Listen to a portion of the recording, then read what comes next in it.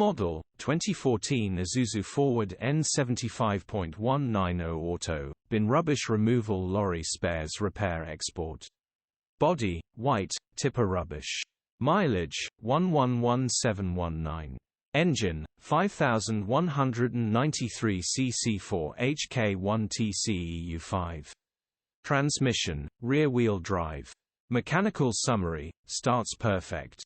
Runs perfect. No lights on the dash.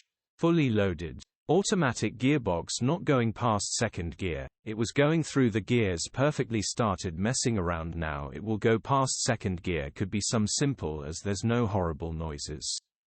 They should be a simple fix if you know what you're doing. Great addition to your fleet. Perfect condition bin lorry. Recycling symbol wastebasket. Condition summary, bodywork is very clean. Interior is very clean. Rear load area is very clean. Genuine honest work van. Well looked after van. Features, 0 former keepers, reversing camera, electric windows. EU status, Euro 5. HPI, clear. Click the link in the description for pictures and more info. Alternatively,